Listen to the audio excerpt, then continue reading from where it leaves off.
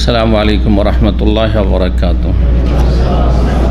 इन्नल हम्दुलिल्लाह नहमदुहु व नस्तईनुहु व नस्तगफिरुहु व नऊज़ु बिल्लाहि मिन शुरूरि अनफुसिना व मिन सय्यिआति अमालिना मन यहदिहिल्लाहु फला मुदिल्ल लहु व मन युद्लिल फला हादिय लहु व अशहदु अन ला इलाहा इल्लल्लाहु वहदहु ला शरीका लहु व अशहदु अन्न मुहम्मदन अब्दुहु व रसूलुहु सल्लल्लाहु तआला अलैहि व अला आलिहि व सहबिहि व सल्लम तस्लीमन कसीरा।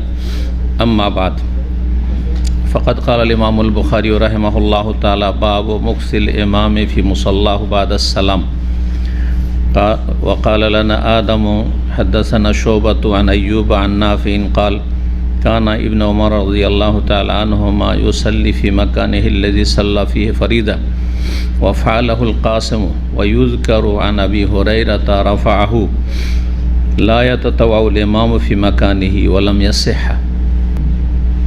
सम्मानित भातृमंडলী, আল্লাহ রাব্বুল আলামিনের প্রশংসা এবং প্রিয় নবী সাল্লাল্লাহু আলাইহি সাল্লামের উপর সালাত ও সালামের পর আজ 29শে শাওয়াল 1444 হিজরি মোতাবেক 19 মে 2023 আমাদের ধারাবাহিক আলোচনা সহিহুল বুখারীর আজানের পর্ব নম্বর 30। ইমাম বুখারী রাহিমাহুল্লাহর এই পর্বের অধ্যায় নম্বর 157, হাদিস নম্বর 848। এই অধ্যায়ে ইমাম বুখারী রাহিমাহুল্লাহ বলছেন যে সালামের পরে মুসাল্লায় অর্থাৎ সালাতের জায়গায় ইমাম অবস্থান করবে কিছুক্ষণ, সাথে সাথে সালাম ফিরেই উঠে যাবে না। এইরকম মুক্তাদিরাও সাথে সাথে উঠে সুন্নাত শুরু করা, এটিও সুন্নতের খেলাফ। সাথে সাথে উঠে মসজিদ থেকে বেরিয়ে চলে যাওয়া, এটিও সুন্নতের খেলাফ। আর সাথে সাথে মোনাজাত ধরা সম্মিলিত, এটি সুন্নতের খেলাফ, বেদাত। আগের দুটো বেদাত নয়। কেউ যদি সালাম ফেরার পরে মসজিদ থেকে বেরিয়ে চলে যায়, কাজকর্ম আছে বেরিয়ে চলে গেল, কোনো বেদাত নাজায়েজ কাজ করলো না, তবে অনুত্তম কাজ করলো। বেশ কিছু সুন্নতি জিকির আজকার তার ছুটে গেল, নেকি কম হইল। আবার কেউ যদি সাথে সাথে সালাম ফিরেই সুন্নত শুরু করে দেয়, এটি সুন্নতের খেলাফ, বেদাতের কাছাকাছি। বেদাত না হইলেও এটি সাহাবায়ে কেরামদের আমল নয়। যেমন অনেকেই সালাম ফিরে দেখছে মোনাজাত তো হবে না, সাথে সাথে কী করলো, এটা বিশেষ করে হানাফি মাযহাবের লোকেরা করে। মক্কায় দেখেছি তুরস্কের লোকদের হজ মসজিদে, আমি এক সময় মসজিদুল বুখারী মিসফালার শেষ দিকে, মিসফালা থেকে কোদাই নামতো এখানে, তো ওখানে আমাদের অফিস ছিল ইসলামী সেন্টারের হজ মৌসুমের। পুরো মসজিদটাই হজ মৌসুম, আশেপাশে বিল্ডিংগুলো সব তুর্কিদের। তুর্কিরা গোঁড়া হানাফি মযহাব, কিন্তু আপনারা জানেন যে বর্তমান হানাফি মানে নকল হানাফি। গত সপ্তাহে বলেছি নকল হানাফি আর খাঁটি হানাফিতে পার্থক্য কি, গত সপ্তাহে বলেছি। যারা কোরআন সুন্নাহ অনুসরণ করে তারা 1 নম্বর খাঁটি হানাফি, কারণ ইমাম আবু হানিফা, শাফি, মালিক আহমদ সবার মযহাব ছিল কোরআন ও হাদিসের অনুসরণ করা, কোনো ব্যক্তির অন্ধ অনুসরণ করা নয়। 2 নম্বর তুলনামূলক ভালো হানাফি, তারা হচ্ছে ইমাম আবু হানিফা রাহিমাহুল্লাহর মধ্যে নিজেকে যদি সীমিত রাখত প্রত্যেকটি, আবু হানিফা, আবু ইউসুফ মুহাম্মদ, কিন্তু তাদের নামে অনেক বিদআত চালিয়ে যাচ্ছে মযহাবের নামে, যেগুলি থেকে আইম্মায়ে কেরামরা মানে একেবারে সম্পর্কচ্ছেদ করতেন যদি আজকে আসতেন, যে আমাদের এই তরিকার সাথে কোনো সম্পর্ক নেই। বেদাতি নিয়ত পড়া, বেদাতি মোনাজাত, বেদাতি আপনার যেসব জায়নামাজের দোয়া, এইসব যদি দেখেন আবু হানিফা রাহিমাহুল্লাহ এসে, তো বলবেন যে এই মযহাবের সাথে আমার কোনো সম্পর্কই নেই। তাহলে বাকি প্রচলিত হানাফি অথবা শাফি অথবা অন্যান্য বেশিরভাগ দেখা যাচ্ছে যে জালিয়াতিতে ভরা, নকল, আসল না। আল্লাহ তাআলা কোরআনে কারীম এবং রাসূলুল্লাহ সাল্লাল্লাহু আলাইহি ওয়াসাল্লাম হাদিস এবং সাহাবায়ে কেরামদের মানহাজ, আদর্শের দিকে ফিরে আসার তৌফিক দান করেন। বলছিলাম কয়টি অবস্থা। একটি অবস্থা হচ্ছে সালাম ফেরার পরে মসজিদ থেকে বেরিয়ে যাওয়া, একটা সুন্নত ছুটল, নাজায়েজ কিছু কাজ নয় কিন্তু অনুত্তম কাজ। আর একটি হচ্ছে সাথে সাথে দাঁড়িয়ে সুন্নত শুরু করে দেওয়া, সুন্নতের খেলাফ, এটা করা উচিত নয়, কারণ সালাফগণ এরকমটা করতেন না। এর চাইতে হ্যাঁ অন্যায় হচ্ছে, বেদাত হচ্ছে, সালামের পরে সাথে সাথে বা একটু পরে থেমে মোনাজাত ধারা সম্মিলিত ইমাম দোয়া করবে আর বাকি মুক্তাদিরা আমিন আমিন বলবে, এটি বিদাত। এটি না নবী সাল্লাল্লাহু আলাইহি ওয়াসাল্লাম করেছেন কখনো, না সাহাবায়ে কেরামগণ করেছেন, না আবু হানিফা, শাফি, মালিক, আহমদ করেছেন। কেউ প্রমাণ দিতে পারবে? না সালাফদের যুগে, সাহাবায়ে কেরাম, তাবেইন, তাবা তাবেইনের যুগে এরকমটা হয়েছে? হয়নি। জি, তাহলে করতে হবে কি? সালাম ফেরার পরে কিছুক্ষণ বসবেন আর সুন্নতি জিকির আজকার করবেন। এটি হচ্ছে সহিহ সুন্নাহ পদ্ধতি। তবে তাড়াতাড়ি থাকেন, আপনাকে বেরিয়ে যেত মসজিদ থেকে যে কোনো কারণে, চলে যান, কোনো অসুবিধা নেই, কোনো জায়েজ কাজ নয়। আপনি হয়তো মাঝে মধ্যেই সুন্নত মুস্তাহাব কাজগুলি করতে পারলেন না, এমন কোনো আপত্তিকর নয়। তো বলছেন ইমাম বুখারী রহমতুল্লাহ আলাইহি, বাব মুকসিল ইমাম, এই অধ্যায় হচ্ছে ইমামের অবস্থান করা, মাকাসে আমকোসনায় থেমে থাকা, ইমামের থেমে থাকা মানে অবস্থান করা, ফি মুসাল্লাহু, নিজ মুসাল্লায়, মুসাল্লা মানে সালাতের জায়গা, মুসাল্লা মানে জায় নামাজ নাই, হ্যাঁ আমাদের দেশে জায় নামাজ বলে ফার্সিতে, আর ওইটা হচ্ছে আরবি হচ্ছে মুসাল্লা। মুসাল্লা মানে সালাতের জায়গা, আর যা মানে জায়গা, আর নামাজ মানে নামাজ, নামাজের জায়গা। জায় নামাজটি হচ্ছে জায়যুক্ত নামাজ, এটি হচ্ছে ফার্সি শব্দ। হ্যাঁ, যায় বাংলা যায় আলাদা, আর ফার্সি যায় মানে যা মানে জায়গা, হ্যাঁ যায় মানে জাগহা, যায় নামাজ মানে নামাজের জায়গা। আর মুসাল্লা, সাল্লা ইউসাল্লি থেকে ইসিম জারফে সেগা মানে সালাতের স্থান, জারফে মাকান। যারা আরবি সার্ফ গ্রামার বুঝেন তাদের অবগতির জন্য বা তাদের স্মরণকারীদের জন্য বলছি। তো মুসাল্লা মানে হচ্ছে নামাজের জায়গা, নামাজের জায়গায় ইমাম কি করবে? অবস্থান করবে বাদা সালাম, সালাম ফেরার পরে। তবে প্রয়োজন, সালাম ফিরেছে আর তাকে মানে প্রাকৃতিক প্রয়োজন তাকে চাপ সৃষ্টি করছে, পেশাব পায়খানা দৌড় দিতে হবে, যাবে না, সাথে সাথে যাবে। হঠাৎ করে কোনো এমার্জেন্সি আছে, আজকাল যে পার্কিংয়ের অবস্থা, পার্কিংয়ের টাইম শেষ হচ্ছে, 1 মিনিট দেরি হলে লেগে যাবে 230, হ্যাঁ সালাম ফেরার পর দৌড় দেন, ইমাম হন আর আপনি মুক্তাদি হন, কোনো অসুবিধা নেই। জি, তাড়াতাড়ি কোথাও যেতে হবে ইত্যাদি, যে কোনো প্রয়োজন, হঠাৎ কিছু স্মরণ হয়েছে, বাচ্চা একাই বাড়িতে আছেন, নামাজ পড়তে এসছেন, হ্যাঁ দেখাশোনার কেউ নেই, সাথে সাথে ছুটতে হবে কোনো রকম জামাতটা পড়ে ইত্যাদি। বরং অনেক সময় বাচ্চা একাই, আর এমন অবুঝ বাচ্চা যে কোথা থেকে কী করে না করে, রিস্ক রয়েছে, ওকে ছেড়ে গেলে তাহলে সেই সময় জামাত ওয়াজিব নাই, বরং আপনার বাড়িতে থাকা ওয়াজিব, বাড়িতেই নামাজ পড়া ওয়াজিব। দিন এত সহজ, দিন ইসলাম ভালো করে বুঝলে, আর দিন ও ইউসরুন, নবী সাল্লাল্লাহু আলাইহি ওয়াসাল্লাম বুখারীর হাদিস, দিন অত্যন্ত সহজ। এ বিষয়টি ফুটে উঠবে আপনার সামনে, যত দিন সম্পর্কে জ্ঞান অর্জন, যেখানে মুশকিল সেখানেই সহজ। ইন্না মাল উসরে ইউসরা, 2 বার করে আল্লাহ বলছেন ওই সূরায়। তো সালাম ফেরার পরে ইমাম অবস্থান করবে যদি কোনো এমার্জেন্সি জরুরি না থাকে, এটাই হচ্ছে সুন্নাত। 848 নম্বর হাদিস, হাদিস বর্ণনা করছেন প্রখ্যাত তাবেঈ নাফে, তার মালিক, তিনি যেহেতু গোলাম ছিলেন তাকে স্বাধীন করে দিয়েছেন আব্দুল্লাহ বিন উমর রাদিয়াল্লাহু তাআলা আনহুমা ইলম শেখার জন্য।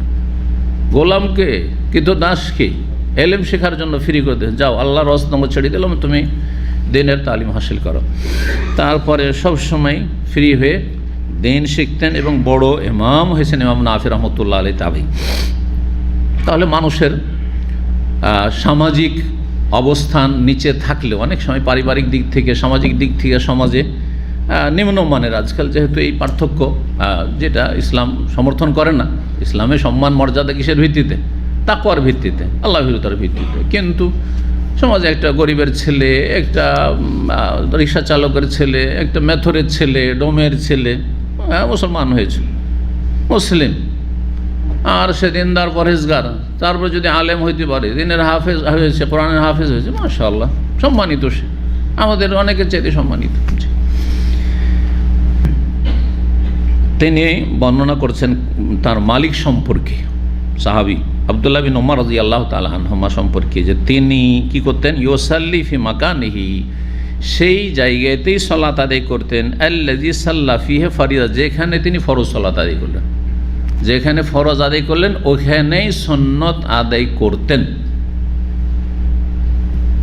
উত্তম হচ্ছে বাড়ি থেকে সুন্নত পড়া, কিন্তু কেউ যদি মসজিদে সুন্নত পড়ে জায়েজ কিনা, নাকি কম হবে, কিন্তু জায়েজ। প্রয়োজনে এখন বাড়িতে ধর ওইরকম পরিবেশ নেই, অনেকের আপনারা যারা ব্যাচেলর রুমে থাকছেন অনেক সময় রুমে গিয়ে পরিবেশ নেই ওইরকম, শোনাতে মসজিদে পড়বেন, অথবা গিয়ে ভুলে যাবেন। বেশিরভাগ দেখি যখন মনে করেন চলে এই সুন্নতটা উত্তমের উপর আমল করি, বাসায় গিয়ে ভুলে গেছেন সুন্নত পড়তে, ওর চাইতে অনেক ভালো যে আপনি মসজিদে পড়ে নিলেন। হ্যাঁ, তো ওই জায়গাতে তিনি সালাত আদায় করতেন যেই জায়গায় তিনি ফরজ পড়েছেন। ওয়াফালাহ, তারপরে সাহাবি হয়ে গেল, সাহাবির আমল এটি। আর সাহাবি যে আমল করছেন বিনা দলিলে করবেন এটা হইতে পারে? আমি যদি দলিল তলাশ করতে পারি এই যুগে এসে, হ্যাঁ, তাহলে সাহাবি কত দলিল তলাশকারী ছিলেন, তাই না? দলিলের পাবন ছিলেন। আর তারপরও সুন্নতের পাবন প্রখ্যাত সাহাবি, তার সম্পর্কে প্রসিদ্ধ রয়েছে যে কোনো সাধারণ একটি সুন্নত ধরেন নবী সাল্লাল্লাহু আলাইহি ওয়াসাল্লাম ইবাদত হিসেবে করেননি, অভ্যাসগত করেছেন, সেটাও করতেন।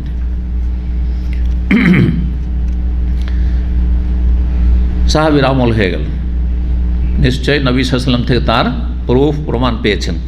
ওয়াফালাহুল কাসিম, এবং ইমাম কাসিম বিন মুহাম্মদ বিন আবি বকর রাদিয়াল্লাহু তাআলা আনহু রাহিমাহুল্লাহ, তিনিও এই কাজটি করেছেন।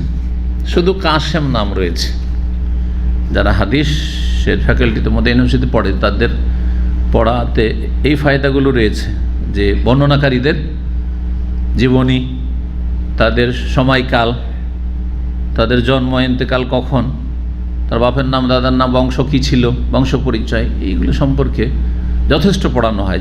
যে এলম ভারত, বাংলাদেশ, পাকিস্তান নেই, সনদের এলম। আমার দেশে হাদিস যতটুকু পড়া হয় মতন, আর মতনটা হয়তো যথাযথ হক আদায় করে খুব কম ওস্তাদি পড়ায়, শুধু হাদিস খতম করো। জি, 2-3 মাস দেখবেন, শাওয়াল মাস থেকে এখন শুরু হলো, কোরবানি পর্যন্ত হয়তো একটু তর্জমা করবে। সনদের তো আলোচনা নেই, আর সহিহ জয়ীফের আলোচনা খুবই কম, নেই। এখন কিছু আহলে হাদিস মাদ্রাসাগুলোতে শুরু হয়েছে, আগে ছিল না সেটাও। আর তারপরে তাড়াতাড়ি খতম করতে হবে, এত বড় কিতাব, কিন্তু আরব দেশে সেটা হয় না। খতম বড় কথা নয়, আসল হচ্ছে পুরোপুরি হাদিসের সনদ এবং মতন স্টাডি করা, পড়া, হক আদায় করা, যার ফলে এখানকার এলমে গভীরতা আছে। আমাদের দেশের এলমে গভীরতা নেই, তাহাকি গবেষণা নেই, কারণ আমরা দেশে যথেষ্ট পড়েছি আর এখানেও মোটামুটি পড়েছি।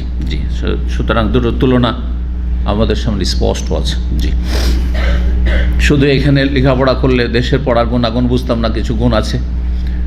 আর শুধু ওইখানে যারা পড়েছে, হ্যাঁ, তারা আঙ্গুর টক।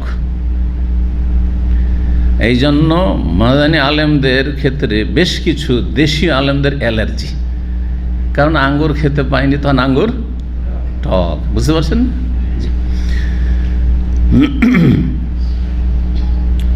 কাসেম বিন মোহাম্মদ বিন আবি বকর, কাসেম, ইমাম কাসেম রাহিমাহুল্লাহ, প্রখ্যাত তাবি এবং মদিনার 7 জন ফোকাহে তাবেঈন, যে সবচেয়ে প্রখ্যাত তাবি আলেম ছিলেন মদিনার, তাদের অন্যতম। ইযা কিলা মান ফিল ইলমি সাবআতু আবহরি রিওয়ায়াতুহুম আনিল হক গাফিলা ফাকুরহুম উবাইদুল্লাহ উরওয়াতু কাসেমু সাঈদুন আবু বকরিন সুলাইমান ও খারিজা, এই 7 জন কাসেম। তো ইমাম কাসেম বিন মোহাম্মদ বিন আবি বকর, আবু বকর সিদ্দিক রাদিয়াল্লাহু তাআলা আনহুর নাতি না পোতা? পোতা কারা বলে? পোতা বলা লোক আছে কই? গোপালগঞ্জ, মাশাআল্লাহ। আর রাজশাহী, মালদা। ছেলের ঘরের ওরা পোতা পতি, আর মেয়ের ঘরে যদি হয় তাহলে নাতি, নাতিন বা নাতনি। এতে বোঝা যায়, না হলে আরবদের মতো জাদ্দুন মানে নানাও হয়, জাদ্দুন মানে দাদা হয়। এখন কোন, তখন বলতে হয় জাদ্দুনলে উম্মিন, জাদ্দুনলে আবিন। কথা বুঝতে পেরেছেন? তো আপনাদের ভাষায় ঠিক আরবদের জাদ্দের মতো। হ্যাঁ, নাতির ক্ষেত্রে আরবিতে কিন্তু 2টো শব্দ আছে। হ্যাঁ, কে বলল? নাতি কাকে বলে? এটা ছেলের ঘরে না মেয়ের ঘরের? ছেলের ঘরে। তো মেয়ের ঘরের গুলোকে জানা নেই। ছেলের ঘরের যেগুলো পোতা পুতিন, হ্যাঁ, এগুলো হচ্ছে, বা যেগুলোকে নাতি বলছেন, এগুলো হাফিদ আর হাফিদাতুন। হাফাদা কোরআনে কারিমে রয়েছে। হ্যাঁ, আর মেয়ের ঘরের যেগুলো সেগুলো হচ্ছে সিবত, বহু বচন আসবাত। এই জন্য নবী সাল্লাল্লাহু আলাইহি ওয়াসাল্লাম বলেছেন যে আল হাসান ওয়াল হুসাইন সিবতু মিনাল আসবাত। হাসান হোসেন হচ্ছে নাতিদের অন্যতম, মানে সবচেয়ে শ্রেষ্ঠ মানুষের নাতি রাসূলুল্লাহ সাল্লাল্লাহু আলাইহি ওয়াসাল্লাম। তো সিবতুন মানে নাতি, মানে মেয়ের ঘরে ছেলে মেয়ে। আর সিবতুনের আরেকটি অর্থ হয় বংশ। জি, এই জন্য বনী ইসরাইলদের 12টি বংশের ক্ষেত্রে কোরআনে কারিমে আসবাত শব্দটি ব্যবহার হয়েছে। ওয়াল আসবাতা ওয়াকাত্তানাহুম ইসনাতে আশরাতা আসবাতান উমামা, আল্লাহ বলছেন সূরা আরাফ। 12টি বংশ ছিল, 12 ভাই। কারা 12 ভাই ছিল? কার ছেলে 12? ইয়াকুব আলাইহিস সালামের। ইয়াকুব আলাইহিস সালাম অপর নাম ইসরাইল, এই জন্য এদেরকে বলা হয় বনু ইসরাইল, ইসরাইলের বংশধর। আর সেই বংশে মূসা, ঈসা, ইয়াহিয়া, জাকারিয়া, দাউদ, সুলাইমান সব ওই বংশে। জি, ইউসুফ, আইয়ুব, ইউনুস আলাইহিমুস সালাম। কি বলছিলাম? কাসেম বিন মোহাম্মদ আবু বকর। তো মোহাম্মদ বিন আবু বকর ছোট্ট সাহাবী, নবী সাল্লাল্লাহু আলাইহি ওয়াসাল্লামের যেই বছর ইন্তেকাল সেই বছর জন্ম। তো এই কাসেম বিন মোহাম্মদ মোহাম্মদ বিন আবু বকর, কাসেম তো তাবেই বললাম, মোহাম্মদ বিন আবু বকর। কাসেম বলেছি নাকি না মোহাম্মদ বলেছি? মোহাম্মদ বিন আবু বকর। আর বাকি কাসেম হচ্ছেন এই আবু বকর সিদ্দিক রাদিয়াল্লাহু তাআলা আনহুর পোতা বা নাতি, মেয়ের ছেলের ঘরের। বলছেন যে কাসেম বিন মোহাম্মদও এমনটাই করেছেন, মানে যেই জায়গায় ফরজ পড়েছেন ওই জায়গায় শুনুন। তাহলে তাবেই বড় ইমাম, মদিনার ইমাম তাবেইর আমল, সাহাবীর পরে আর একটি দলিল। তারপরে নিয়ে আসছেন এর বিপরীত একটি হাদিস, এবং তার উপর ইমাম বুখারী রাহিমাহুল্লাহ মন্তব্য করছেন। ইমাম বুখারী রাহিমাহুল্লাহ কোনো জয়ীফ হাদিস নিয়ে আসেন না, সবগুলি সহিহ নিয়ে আসেন। আর যদি এক একটি নিয়ে এসছেন, যে খুব কমই নিয়ে এসছেন, এখানে বলে দিয়েছেন যে সেটি সহিহ নয়। ওটা শুনেন। বলছেন ওয়ায়ুজ কারওয়ান আবি হুরায়রা, আর বর্ণিত হয়েছে, এই যে আমাদের দেশীয় পুরানো ইসলামিক বই পুস্তকে বর্ণিত আছে, হাদিস শরীফে আছে, তাই না? কোন রেফারেন্স না হাওয়ালে ওই তরিকাতে, তার মানে দুর্বল, মাজহুলের সেগা দিয়ে। ওয়ায়ুজ কারো উল্লিখিত হয়েছে, শাব্দিক অর্থ হচ্ছে উল্লিখিত হয়েছে, মানে বলা হয়ে থাকে। কি আবু হুরায়রা রাদিয়াল্লাহু তাআলা থেকে উল্লিখিত হয়েছে, বর্ণিত হয়েছে। রাফাহু, তিনি মারফু বর্ণনা করেছেন, মানে নবী সাল্লাল্লাহু আলাইহি ওয়াসাল্লামের বরাত দিয়ে, রেফারেন্স দিয়ে বর্ণনা করেছেন যে রাসূলুল্লাহ সাল্লাল্লাহু নাকি এই কথা বলেছেন, কি লা ইয়াতাতাওয়াউল ইমামু ফি মাকানি, ইমাম যেন নিজ স্থানে যেখানে ইমামতি করলো সেখানে নফল সুন্নাত না পড়ে। হাদিস বয়ান করলেন আর দুর্বল সেগাদে বর্ণনা করলেন, আর ইঙ্গিত করে দিলেন যে হাদিস কিন্তু দুর্বল। তার সাথে আরও ক্লিয়ার করলে ওয়ালাম ইয়াসেহা, কিন্তু হাদিসটি সহি শুদ্ধ না। সাহা ইয়াসেহ থেকেই ওয়ালাম ইয়াসেহা, সাহি সহি নয়, লম ওয়ালাম ইয়াসেহা, তাহলে এই কথাটি ঠিক নয়, অর্থাৎ নবী সাল্লাল্লাহু আলাইহি ওয়াসাল্লাম থেকে এমন হাদিস প্রমাণিত নয়। এই মর্মে যেই হাদিসগুলি রয়েছে কোনোটাই সহি নয়। যে ইমাম জায়গা পরিবর্তন করবে অথবা মুক্তাদিরা জায়গা পরিবর্তন করবে, ওই জায়গায় পড়বে না, এই মর্মে যতগুলি হাদিস বা আসার সাহাবায়ে কেরাম বা তাবেঈন থেকে রয়েছে সবগুলি হচ্ছে জয়ীফ। একটি হাদিস শুধু সহিহ মুসলিম আছে, একটি হাদিস শুধু সহিহ মুসলিম আছে, সেটি হচ্ছে যে কথা অথবা কাজের মাধ্যমে ফরজ আর সুন্নতে কী করে নেবে, পার্থক্য করে নেবে, যাতে করে বহিরাগত বাইরে থেকে আসা লোক বুঝতে পারে যে এখন ফরজ চলছে না। ইমাম যেই জায়গায় ফরজ পড়াইলো সেই জায়গায় যদি নামাজ পড়তে থাকে, একটু না সরে, তো অনেকে ভাবতে পারে কি ভাবতে পারে যে হয়তো ফরজই পড়ছে। বিশেষ করে কেউ যদি মুসল্লি না থাকে, মুসল্লি ধরেন সালাম ফিরার পরে নামাজ পড়ে চলে গেছে, আর ইমাম ওই জায়গায় সুন্নত পড়ছে, বাইরে থেকে লোক আসলে এমন সময় যে সময় শুধু ইমাম কি করছে, সুন্নত পড়ছে, কি ভাববে? ভাববে না পিছনে লেগে যাবে। যদিও যায় সুন্নতের পেছনে ফরজ পড়া, কিন্তু ও জামাত চলছে ভেবে লাগবে, অথচ জামাত চলছে না, সুন্নত পড়ছে। কথা ঠিক না? আরেকটি বিষয় ওলামার উল্লেখ করেছেন, সেটা হচ্ছে যে যেই জায়গায় ফরজ পড়লেন ওই জায়গায় যদি সুন্নত শুরু করেন তো আপনার দিমাগে কিন্তু বসে আছে কি, অটোমেটিক্যালি বসে আছে কিছু কিছু কাজ। আমরা কিন্তু অটোমেটিক গিয়ারে কাজ করি, আমাদের মেমোরিটা কিন্তু অটোমেটিক কাজ করে। এই জন্য অনেক সময় আপনার ডেইলি আপনার ডিউটি থেকে বাসা যাওয়া অভ্যাস আছে। আপনাদের হয়েছে কিনা? আমার কয়েকবার হয়েছে। বাসা থেকে না, ডিউটি থেকে কোথায় যাচ্ছেন? বাসার দিকে যাবেন, এটা নিয়ম। অথবা বাসা থেকে কোথায় বেরিয়েছেন? ডিউটির সময় ডিউটিতে বেরিয়েছেন, কিন্তু মাঝখানে একটা কাজ আছে, ওই কাজটা করার জন্য রাস্তা পরিবর্তন করতে হবে, কিন্তু খেয়াল করেননি, গাড়ি চালাচ্ছেন অটোমেটিক গিয়ারে, কোথায় চলে যান? মেমোরি কিন্তু অটোমেটিক কাজ করছে, কোথায় নিয়ে চলে গেছে? বাসার দিকে। আরে তো যেতে হয়তো অন্য জায়গায় নিয়ত করে বেরিয়েছি, কিন্তু ভুলে গেছি। এবার বুঝতে পারলেন হবেটা কি? ও কিন্তু সুন্নত পড়ছে ইমাম, কিন্তু কোন জায়গায় পড়ছে? যেই জায়গায় ফরজ পড়েছে, ইমামতি করেছে সেই জায়গায়। তাহলে অনেক সময় মেমোরি কি কাজ করে, ভুলে গিয়ে গাফিল হয়ে দোয়া সূরাতে মগ্ন হয়ে গেছে, অথবা বেখিয়াল হয়ে গেছে, তারপরে ফরজের নিয়তে চেঞ্জ করে যে ফরজ পড়ছে, আর জোরে তেলাওয়াত শুরু করেছে। হতে পারে না? পারে না। অথবা নিয়ত বেশ কিছুক্ষণ নিয়ত চলছে, আমি ফরজ পড়ছি, হতে পারে না? সম্ভাবনা আছে না? এই আশঙ্কাগুলি থেকে বাঁচার জন্য এই দুটো আশঙ্কা, একটা নিজেরই ভ্রম হতে পারে যে আমি হয়তো ফরজ পড়ছি অথচ সুন্নত পড়ছে, অথবা অন্য লোক ভাববে যে এখন জামাত চলছে বা ইমাম ফরজ পড়ছেন। এই দুটো থেকে বাঁচার জন্য মাঝখানে কথা বলেনি কারোর সাথে, কোনো মাসলা মাসাইলকে জিজ্ঞেস করলো, কোনো কাউকে আদেশ নিষেধ করতে হলো, কথা বলে নিল, একটা গ্যাপ হয়ে গেল। ফরজ আর সুন্নতে গ্যাপ দেওয়ার কথা রয়েছে, কথার মাধ্যমে অথবা কাজের মাধ্যমে। কাজ হচ্ছে ওখান থেকে নড়ে চড়ে বসা, ওখান থেকে নড়ে আশেপাশে কোথাও সুন্নত পড়া। এটি যদি কেউ না করে তো কোনো আপত্তিকর না। আসল মশলাটা সূক্ষ্মভাবে সংক্ষেপে শোনেন, যে কেউ যদি যেখানে ফরজ পড়ে সেখানে সুন্নত পড়ে, কোনো মাকরুহ নিষিদ্ধ কাজ করেনি বা অপছন্দনীয় কাজ করেনি, জায়েজ কাজ করেছে, কিন্তু কারণ কেন মাকরুহ না? এই জন্য যে এই মর্মে যে নিষেধাজ্ঞার যে হাদিসগুলো রয়েছে কোনোটাই সহি নয়। তবে উত্তম যে জায়গা পরিবর্তন করা, কিসের জন্য? যেমনটা বললাম, এটা একটা, যে কেউ যেন না ভাবে যে আপনি ফরজ পড়ছেন, আপনার মনে যেন না চলে আসে আমি ফরজই পড়ছি, কারণ ওই জায়গাতেই তো আছি। তারপরে আর একটি ফায়দা হেকমত, সেটা হচ্ছে যে যত জায়গায় আপনি নামাজ পড়বেন সেই সমস্ত জায়গাগুলি কিয়ামতের দিন আপনার পক্ষে সাক্ষী দেবে। তো আপনি ফরজ একটি জায়গায় পড়লেন, সুন্নত আর এক জায়গায় পড়লেন, এতে হচ্ছে কি একাধিক জায়গা আপনার জন্য সাক্ষী হলো। জি,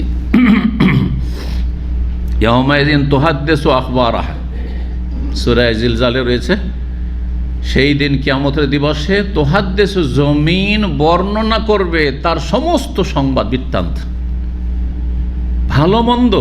হে আল্লাহ, অমুক বান্দা আমার ওপরে, এই জমিনে আমি যেখানে ছিলাম এই জমিনে অমুক গুনাহ করেছে, জেনা করেছে, মদ খেয়েছে, রুল ফিল্ম দেখেছে, হারাম কাজ করেছে, নাজায়েজ কাজ করেছে, অন্যায় করেছে, জুলুম করেছে, খুন করেছে ইত্যাদি, শিরক করেছে। তাহলে বিপক্ষেও যাবে কারো, আবার পক্ষেও যাবে। আল্লাহ আমার এইখানে কতবার কোরআন খতম করেছে, কোরআন তেলাওয়াত করেছে, জিকির আজকার করেছে, দোয়া করেছে, হ্যাঁ, দান সাদকা করেছে, মানুষের উপকার করেছে ইত্যাদি। ইয়াউমাইযিন তুহাদ্দিসু আখবারাহা তাফসীরে আপনার হাদিসও রয়েছে মর্মে, কিন্তু এই আয়াতটি বললাম স্পষ্ট প্রমাণ করে যে মানুষের পক্ষে অথবা বিপক্ষে সমস্ত কিছু কি করবে? সাক্ষী দেবে। জি, আশেপাশে চারপাশের জিনিসগুলো সাক্ষী দিবে, আপনার আমার শরীর অঙ্গ প্রত্যঙ্গ সাক্ষী দিবে। কোরআনে কারিমে একাধিক জায়গায় আয়াত রয়েছে, তার মধ্যে সূরা ইয়াসিনে রয়েছে আল ইয়াউমা নাখতিমু আলা আফওয়াহিহিম, মুখ বন্ধ, ও তুকাল্লিমুনা আইদিহিম, হাতগুলি কথা বলবে, ওয়া তাশহাদু আরজুলুহুম, পায়ে সাক্ষী দেবে। হ্যাঁ, সূরা ফুসসিলাত রয়েছে যে ইয়াউমা তাশহাদু আলাইহিম আলসিনাতুহুম ওয়া আইদিহিম ওয়া আরজুলুহুম বিমা কানু ইয়ামালুন। সেই দিন হাত পা অঙ্গ প্রত্যঙ্গ, হ্যাঁ, শ্রবণ শক্তি সব সাক্ষী দেবে আপনার পক্ষে নয় বিপক্ষে। আপনি কি শুনেছেন?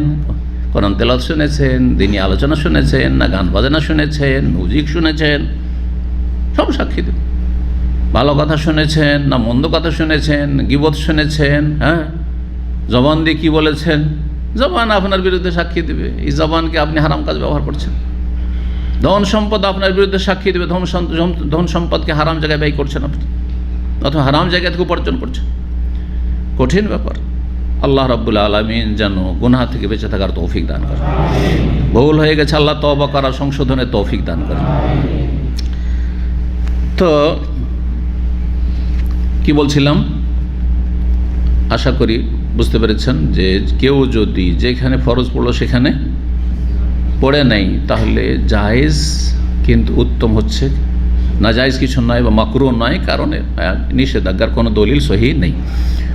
তবে উত্তম হচ্ছে যদি জায়গা একটু বদলে নেয়, হ্যাঁ, অথবা মাঝখানে জায়গা বদলে নয় কিন্তু একটু কথা বলে নিল, থেমে সাথে সাথে শুরু করলো না। এই মর্মে মুসলিমের যে হাদিসটি রয়েছে সেই হাদিসই শোনায়। জি, নবী সাল্লাল্লাহু আলাইহি ওয়াসাল্লাম থেকে মুআবিয়া রাদিয়াল্লাহু তাআলা বর্ণনা করছেন যে ওমের না, আমরা আদিষ্ট হয়েছি, আল্লাহ নাসেলা সলাতান বে সলাতিন, এক নামাজকে আর এক নামাজের সাথে মিলিয়ে না নি, হাত্তা না তাকাল্লাম আও না খুরুজ, যতক্ষণ পর্যন্ত মাঝখানে কথা না বলে নেব অথবা সেখান থেকে বেরিয়ে না পড়বো, কেটে না যাবো। সে বেরিয়ে মানে এক জায়গা থেকে আরেক জায়গায়, মসজিদের ভিতরে অথবা মসজিদে বেরিয়ে চলে গেলেন, দিয়ে বাড়িতে পড়লেন, সবচেয়ে ভালো এটি। জি, এটি যেমন ইমামের ক্ষেত্রে তেমনই মুক্তাদিদের ক্ষেত্রেও। সুতরাং কেউ যদি জায়গা না বদলায় এটাকে অনেকে আপত্তিকর নজরে দেখেন। হ্যাঁ, যারা একটু সুন্নতের পাবান, একটু ছোট কিছু হইলেই মনে করেন যে এই সুন্নতের খেলাফ না, সুন্নতের খেলাফ কিছু না, কারণ আপনার কাছে কোনো দলিল নেই। এই যে এই শব্দে কোনো হাদিস নেই। ইমাম বুখারী রাহিমাহুল্লাহ যে লা ইয়াতাতাওয়াল ইমাম ফি মাকানিহি, ইমাম যেন নিজ জায়গায় নামাজ না পড়ে, নফল নামাজ না পড়ে, এই বাক্য দিয়ে কোনো জয়ীফ হাদিসও নেই। তাহলে জয়ীফ হাদিসের ভাব অর্থ এখানে তুলে ধরা হয়েছে, মানে সেই কথাটি মফহুম, সেই কথাটি তুলে ধরা হয়েছে যে এই হাদিসগুলি তো রয়েছে যে তোমরা জায়গা পরিবর্তন করবে ইত্যাদি। জি,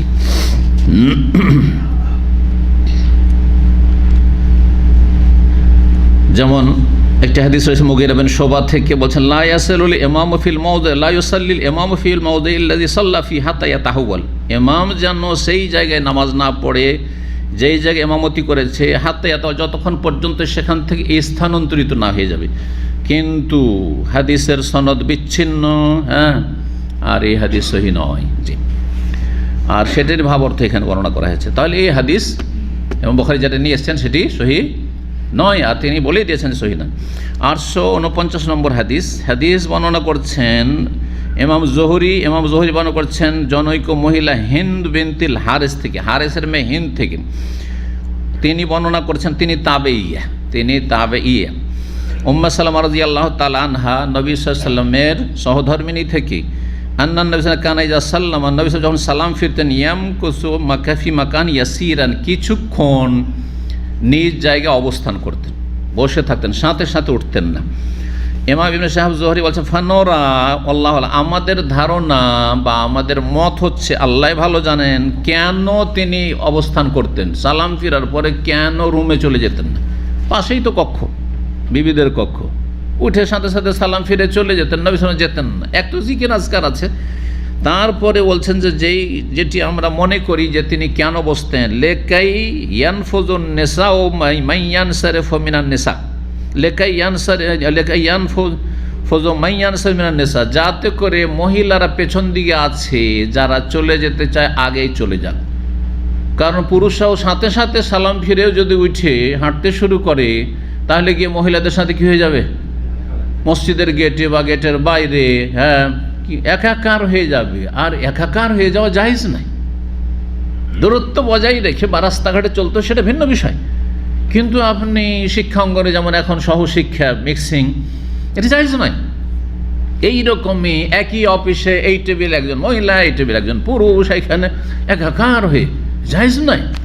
হোটেলে এই টেবিলে খাচ্ছে মহিলারা, ওখানে খাচ্ছে পুরুষ, ওখানে ফ্যামিলি নিয়ে খাচ্ছে, আর সবাই ওপেন খাচ্ছে, জায়েজ নয় এগুলো।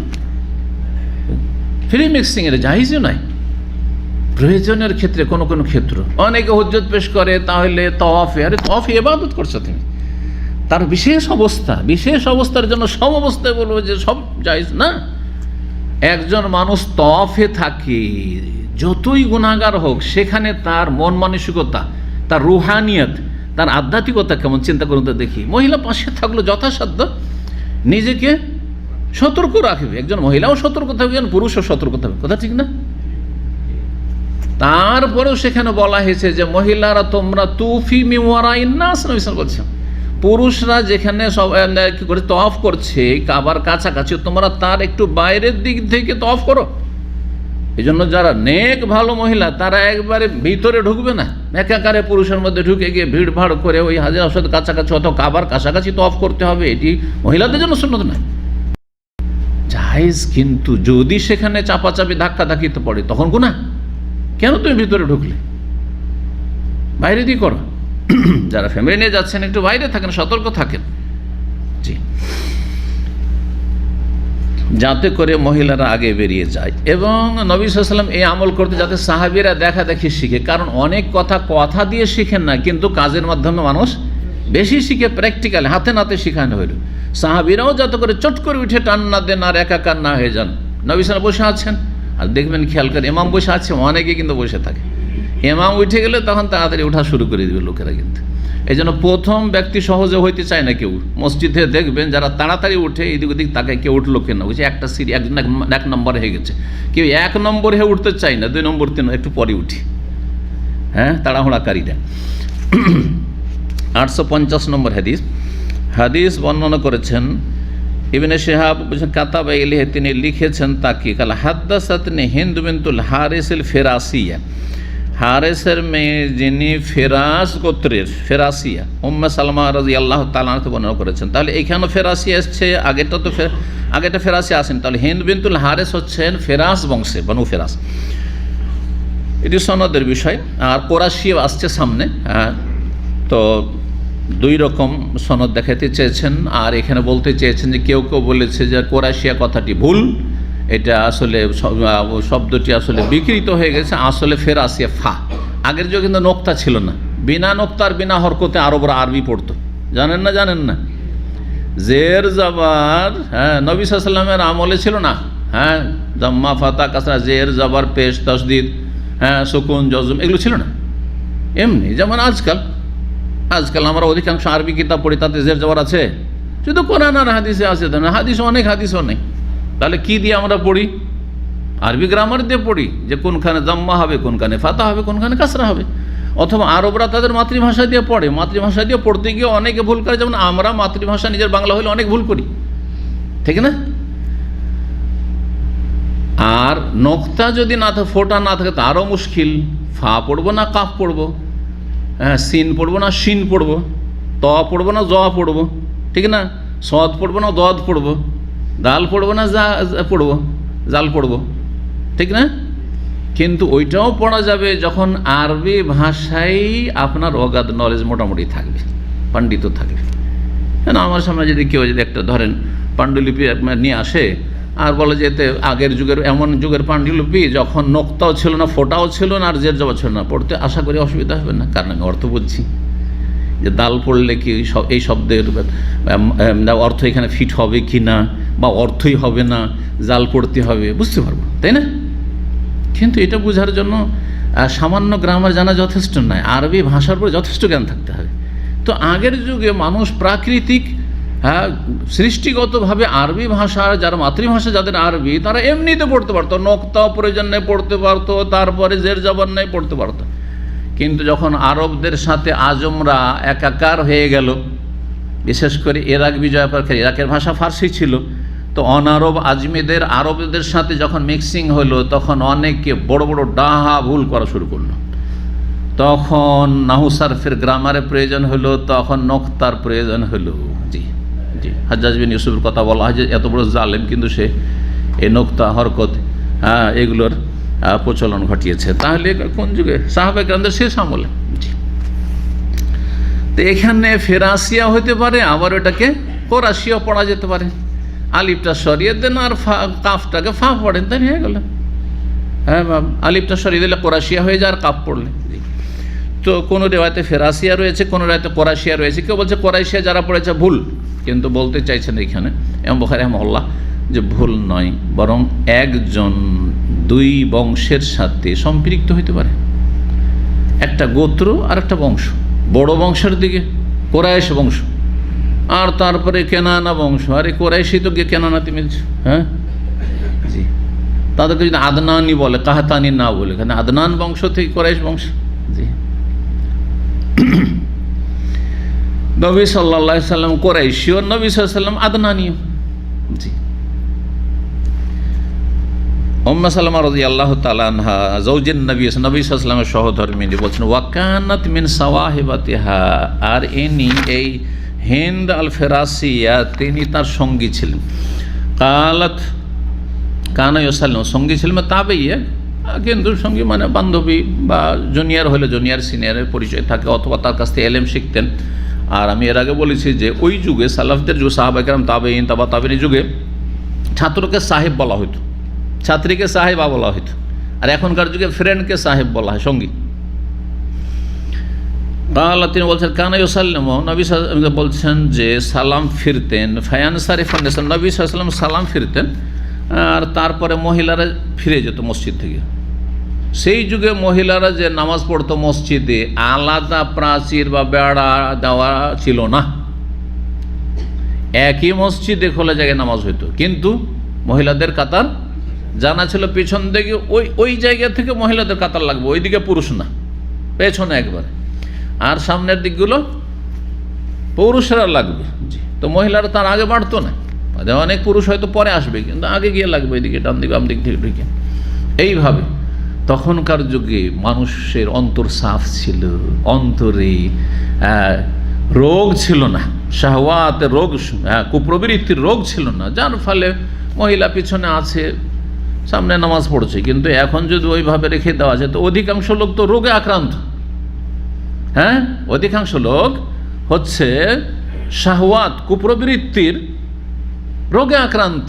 সুতরাং শয়তান আর নামাজ পড়তে দেবে, এমনি তো নামাজে খুশুর নেই, আর নামাজ কি পড়বে, যে কলা বেচতে এসে আসলে কলা বিক্রি করা উদ্দেশ্য নয়, মেলা দেখা উদ্দেশ্য, কথা বুঝতে পেরেছেন তো, নামাজ পড়তে নামাজ উদ্দেশ্য নেই। যার ফলে এখন যদি কেউ বলে যে আমরা ওইরকম করে মসজিদে 1400 বছর আগে যেমন হয়তো ওই করে নামাজ পড়ে পড়েছে, না, তোমাদের জন্য জায়েজ নয়, তোমরা আলাদা পার্টিশন করো।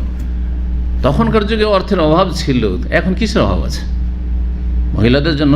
তাই বললে আবার বেদাতীদের মতো করবে না, মহিলাদের মসজিদে নিয়ে আসার না জায়েজ না, এটাও কথাও জায়েজ নয়। হ্যাঁ, বরং নবী সাল্লাল্লাহু আলাইহি সাল্লাম নিষেধ করেছেন পুরুষদেরকে, অভিভাবককে, বাপকে, স্বামীকে, লা তামনাউ ইমা আল্লাহ মাসাজিদাল্লাহ, আল্লাহর বাঁদিয়েদেরকে আল্লাহর মসজিদ আসতে বাধা দিও না। তবে অবয়ুতহুন্না খায়রুল্লাহ, তাদের বাড়িগুলি তাদের জন্য বেশি বেটার, বেশি উত্তম। এই জন্য যারা মসজিদে আসতে বাধা দেয় তারা আবার চিল্লায় বেদাতে নিয়ে যায়, মহিলাদের চিল্লা মাস্তুরাতের চিল্লা নিয়ে যায়। যারা মসজিদ আসতে বাধা দেয় তারা নারী সংগঠন করাচ্ছে,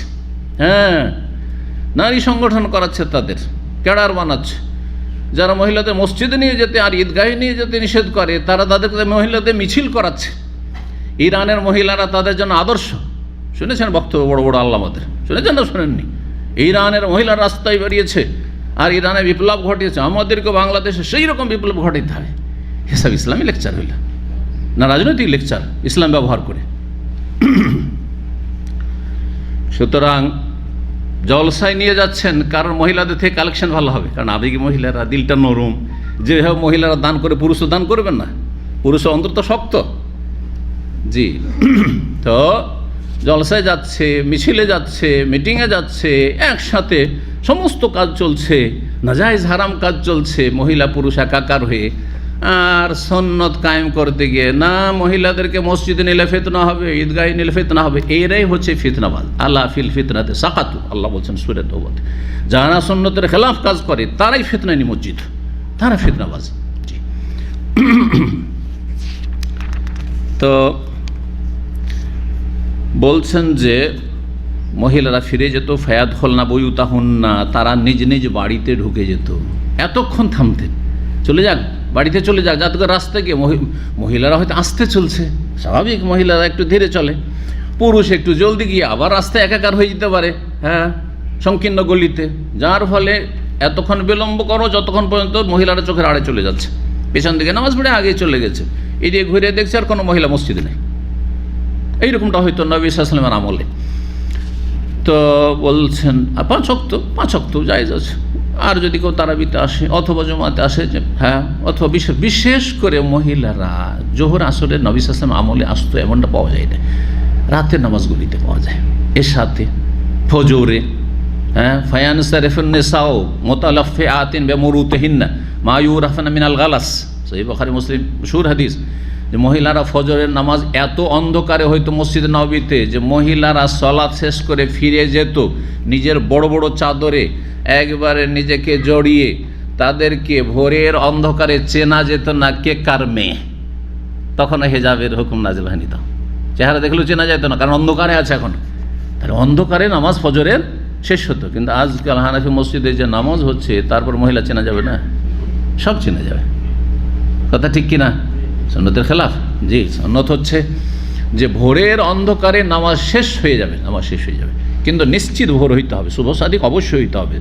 জি, শুভ সাদিক নিশ্চিত না হয়ে পূর্ব আকাশ ফর্সা হয়নি আর রাতের অন্ধকারে নামাজ পড়লে ওইটা আবার জায়েজ না। জি, আর ওটা কেউ পড়েও না, কারণ আজকাল টাইম টেবিল জানা আছে যে কখন শুভ সাদিক হয়। জি, তো বলছেন যে তারা চলে যেত, নিজ বাড়িতে প্রবেশ করতো মিন কাবলে আইয়ান সারিফা রসুল্লাহ সাল্লামের মসজিদ থেকে ফেরার আগে, নবী সাল্লামের যাওয়ার আগেই তারা নিজ নিজ বাড়িতে চলে গেছে। আর নবী সাহেব যতক্ষণ ওঠেনি সাহাবীরা বসে আছেন, কি জানি নবী সাহেব কোনো কথা বলবেন হয়তো, এই নয় যে আগেই আমরা চলে যাব আজকালকার লোকের মতো, দাঁড় শেষ হওয়ার সাথে সাথে আগেই টান দেবো, খাবার দাবার নেই যেহেতু, তাই না? নবী সাল্লামের দর্শে এমনটা করতেন না, বসে আছেন কি জানি হয়তো একটা কথা বলবেন, শুননি, নবী সাল্লাম উঠে গেছেন, যাক আর কিছু নেই, তখন গেলে কখন কোন এলেম হাসিল হইতে পারে, এই জন্য বসে থাকতেন। তারপরে সনদ রয়েছে আখবরাতনি হিন্দুল ফেরাসিয়া, এটাতে ফেরাসিয়া রয়েছে। আর তারপরে হাদিসে জুহারি হাদ্দাসাতনি হিন্দুল কোরাশিয়া, যেমনটা বললাম দুই রকমের রয়েছে, আর সনদ ছাড়া এমন কিছু নেই। আর হাদিসে কোরাশিয়া যে বলা যেতে পারে সেই মহিলাকে, আর একটি রয়াত ইবনে শিহাব আন ইমরাতি মিন কোরাইশ, ফেরাসিয়া না কোরাইশিয়া, কোরাশিয়া ভুল হয়ে গেছে কেউ বলতে পারে, কিন্তু আন ইমরাতি মিন কোরাইশ, কোরাইশ বংশের জনৈক মহিলা, এখানে কি করে আপনি ব্যাখ্যা করবেন? এটা নিয়ে এসে এমন বখার বোঝাতে চাইছেন যে কোরাশিয়া শব্দটি ভুল নয়, বরং একজন দুটো বিষয়ের সাথে দুটো লাকাবের সাথে উপাধির সাথে সম্পৃক্ত হইতে পারে। একজন মাদানির সাথে সালাফি হইতে পারে না? জামিয়া সালাফি বানারস থেকে আমি পড়েছি, সুতরাং সালাফি। আমি মদিনা থেকে পড়েছি সেজন্য মাদানি, অসুবিধা আছে? বলছে না না না না, 50 বছর 100 বছর পরে কেউ এসে বলছে না না মতিউর রহমান সালাফি একজন আলাদা আর মতিউর রহমান মাদানি হয়েছে আলাদা, চলবে না? ভুল, তাহলে আপনার ব্যাখ্যা ভুল। ঠিক ওই রকমই 158 নম্বর অধ্যায় বাবু মান সাল্লা বিন নাস। এই অধ্যায় হচ্ছে এমন ব্যক্তি সম্পর্কে, ইমাম সম্পর্কে, যেই ব্যক্তি নামাজের ইমামতি করলো জনগণকে নিয়ে, ফাজাকার হাজা, তারপরে হঠাৎ করে কোনো কথা মনে পড়লো যে একটা কাজ আছে, ফাতাকাত খাত্তাহুম, সুতরাং লোকেরা বসে আছে তাদের কাঁধের ওপর দিয়ে যদি একটু সরিয়ে সরিয়ে চলে যায় তো জায়েজ কি না? বলতে চেয়েছেন ইমাম বুখারী প্রয়োজন হলে জায়েজ, এমনি কাঁধের ওপর দিয়ে ডিঙিয়ে যাওয়া নিষেধ, অথবা সরিয়ে সরিয়ে একটু সরিয়ে যাওয়া নিষেধ আছে, বিশেষ করে জুমার দিনে। আর কোনখানে নিষেধাজ্ঞাটি আছে? জুমার দিন আসলেন পরে, আর পরে এসে দেখছেন যে আমি পেছনে থাকবো না, আগের কাতারে সব নেব। অনেকে কিন্তু এরকম আছে, এটি জেহালত, এটি অজ্ঞতা, তারা হাদিস বুঝেনি। আগে শুধু জায়গার দিক থেকে আগে হলে হবে না, আগে আসার দুটো দিক রয়েছে, দুটোই মেনটেন করতে হবে। আগে আসার দুটো দিক রয়েছে যে ফজিলত হাসিলের জন্য, দুটো দিক কি কি? একটা স্থানগত, একটা সময়গত। কি ব্যাখ্যা হলো? অর্থাৎ কেউ মসজিদে আগে আসলো সময়ের দিক থেকে, কিন্তু পিছনে হেলান দিয়ে বসে থাকলো, ওই যে ওইখানে মসজিদের শেষ দিকে, সামনে গেলে হেলান টেলান পাবো না, আর ওই পিছনের দেওয়ালে হেলান দিয়ে বসলো, কিন্তু প্রথম ঢুকেছে মসজিদে, প্রথম কাতারে সব পাবে? আগে আসার সব পাবে না? পাবে না। তো পিছনে কেন? সামনে জায়গা আছে তো। কথা বুঝতে পেরেছেন? আবার এর বিপরীত কিছু লোকেরা আসবে সব শেষে, লম্বা টানে একটা জুমার দিন ঘুমাবার দিন ঘুম দেবে, তারপরে জায়নামাজ একটা বগলে নেবে, পাবো কি পাবো না ভিতরে জায়গা কোনো ঠিক নেই, তারপরে এসে দেখছে না রে, মানুষকে ডিঙিয়ে গেলে সামনে জায়গা হইতে পারে, দেখতে পাচ্ছি কি একটু ফাঁকটা, তখন এই শুরু করলো। না জায়েজ এটি। হ্যাঁ, ওয়ালাম ইয়াতাখাত্তা রিকাবান নাস, মানুষের গর্দন ফাড়বে না, মানুষকে এইভাবে এই করবে না, সরাবে না, একটু সরেন ভাই, একটু সরেন ভাই, ইশারা করছে, আর ওকে কাঁধের ওপর দিয়ে ডিঙিয়ে ডিঙিয়ে যাচ্ছে। না জায়েজ কাজ, জুমার দিনে বিশেষ করে। আর অন্য সময়ও বেয়াদবি, অন্য সময় বেয়াদবি। এই জন্য কিন্তু কখনো কখনো প্রয়োজন হলে জায়েজ এই কথা বলতে চাইছেন। কখনো প্রয়োজন হচ্ছে, একজন পেশাব পায়খানার চাপ হয়েছে, বলছেন না লোকজন বসে আছে, মানুষকে ইশারা করবো যে একটু রাস্তা দেন, না করবো না, থাকি এখানে বসে, মসজিদ খারাপ করে দিতে পারে, ঠিক না, পেট খারাপ হলে। 851 নম্বর হাদিস বর্ণনা করেছেন উকবা বিন আমির রাদিয়াল্লাহু তাআলা আনহু। তিনি বলেন সাল্লাইতু আলা নবী সাল্লাল্লাহু আলাইহি ওয়াসাল্লাম, আমি নবী সাল্লাল্লাহু আলাইহি ওয়াসাল্লামের পেছনে সালাত আদায় করেছি বিল মদিনায় আল আসর, আসরে নামাজ পড়ালেন নবী সাল্লাল্লাহু আলাইহি ওয়াসাল্লাম। ফাসাল্লামা, সালাম ফিরলেন, সালাম ফিরে কিন্তু নবী সাল্লাল্লাহু, এটা অভ্যাস না যে সাথে সাথে বেরিয়ে যাবেন মসজিদে, কিন্তু সেই দিন ফাকামা মুসরিআন, দ্রুত বেরিয়ে পড়লেন, দ্রুত দাঁড়িয়ে গেলেন। ফাতাকাত খাত্তা রিকাবান নাস এলা বাজে হোজারে নেশায়, তারপরে জনগণের কাঁধের ওপর দিয়ে তিনি কি করলেন, চলে গেলেন। এলা বাজে হোজারে নেশাহি, নবী সাল্লাল্লাহু আলাইহি ওয়াসাল্লামের সহধর্মীদের কোনো এক কক্ষে, নবী সাল্লাল্লাহু আলাইহি ওয়াসাল্লামের বিবিগণ 9 জনের যে সারিভাবে যে দিকটা মহিলা সেকশন রয়েছে, আপনি যখন দাঁড়াবেন কিবলামুখী মসজিদ নবীতে বাম দিকটা যে এখন মহিলা সেকশন, ওই দিকটাই ছিল নবী সাল্লাল্লাহু আলাইহি ওয়াসাল্লামের বিবিগণের সার হয়ে, ওই যে মা আয়েশা রাদিয়াল্লাহু তাআলার হুজরা, যেখানে তারপর পাশেই হচ্ছে রওজা, ওখানে তো নামাজ পড়েছেন। আর ওর সাথে লেগেই বাকি আরও 8 জন নবী সাল্লাল্লাহু আলাইহি ওয়াসাল্লামের আজওয়াজ মুতাহারাতের কি ছিল, কক্ষ ছিল, ছোট্ট ছোট্ট একটা ঘর ছিল, একটা রুম, আর তার সাথে একটু ছোট্ট একটু উঠান, আমাদের দেশে যে গ্রামাঞ্চলে আঙিনা থাকে ভিতরে, ওইরকম। নবী সাল্লাল্লাহু তাড়াতাড়ি চলে গেলেন কোন এক বিবির ঘরে। ফাফাজিয়ান নাস মিন সুরাতে, নবী সাল্লাল্লাহু আলাইহি ওয়াসাল্লামের এই দ্রুত বেগে বেরিয়ে যাওয়ায় সাহাবায়ে কেরামগণ ঘাবড়িয়ে গেলেন, আতঙ্কিত হলেন, হইলটা কি, এরকম তো নবী সাল্লাল্লাহু বসে নাই, এত তাড়াতাড়ি কেন বেরিয়ে গেলেন, কি হয়েছে, কোনো এমার্জেন্সি? ফাখারাজা আলাইহিম, তারপরে নবী সাল্লাল্লাহু আলাইহি ওয়াসাল্লাম তারপরে বেরিয়ে আসলেন সাহাবায়ে কেরামদের কাছে, মসজিদে আবার আসলেন। ফারা আন্নাহুম কাদ আজিবিন সুরাতে, নবী সাল্লাল্লাহু আলাইহি ওয়াসাল্লাম তাদের চেহারা দেখে বুঝতে পারছেন, চেহারাও রিডিং করা যায়, তাই না, মানুষের চেহারা রিডিং করা বুঝেন তো, দেখে বোঝা যে এর অন্তঃকরণ কি বলতে চাইছে, দেখলেও বোঝা যায় অনেক সময়।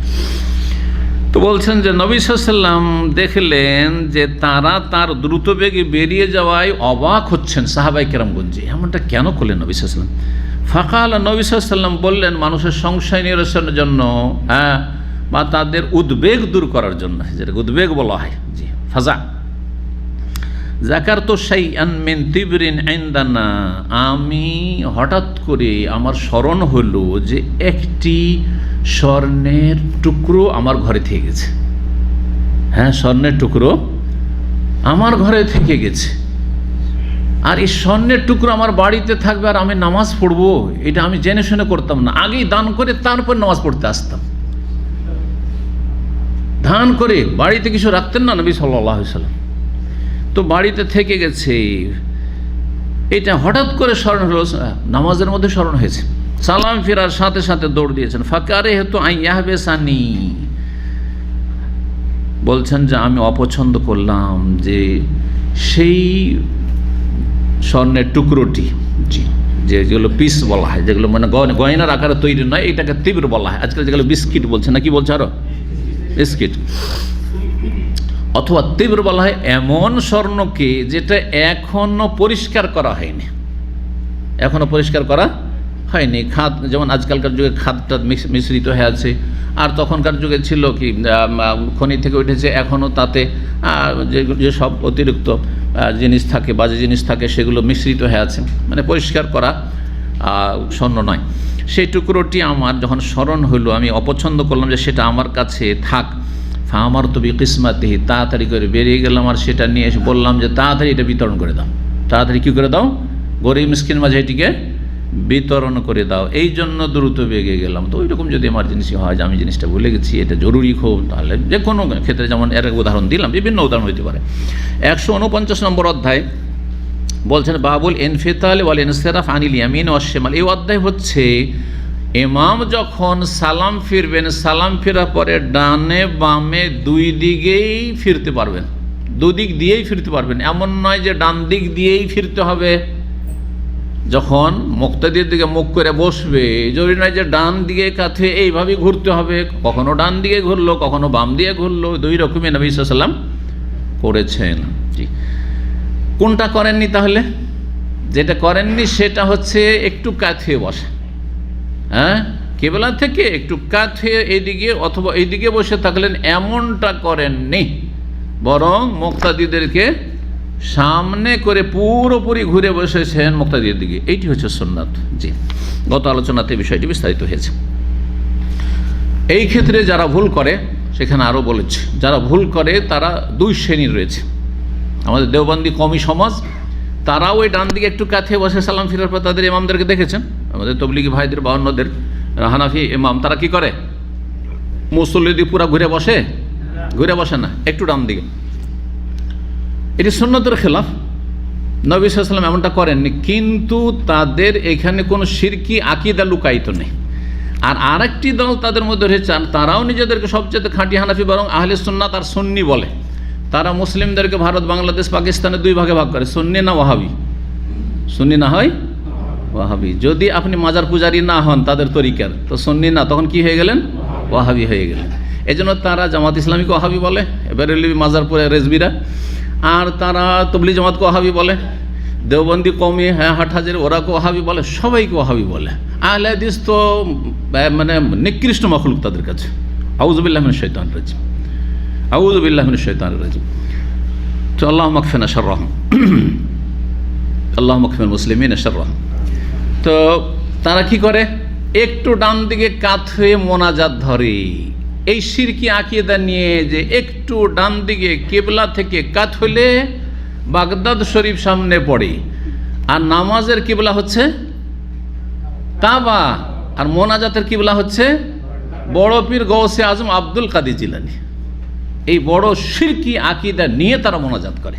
এবার অলিবিরা ভালো করে মনে রাখতে হবে, কারণ আপনি তাদের আশেপাশে বসবাস করছেন, তাদের সাথে অনেক সময় অজ্ঞতার কারণে তাদের ইক্তেদা করে নামাজ পড়ছেন, আর তার সাথে যদি এই বেদাত সম্পর্কে আপনার শিথিলতা থাকে, চলেন মোনাজাতটা ধরি, শিরকি কুফরি মোনাজাত করছে, শিরকি আকীদা নিয়ে শিরকি মোনাজাত করছে। কারণ এখন কিবলা বানিয়েছে মোনাজাতের কাকে, বড় পীর আব্দুল কাদের জিলানীকে, বাগদাদ শরীফকে।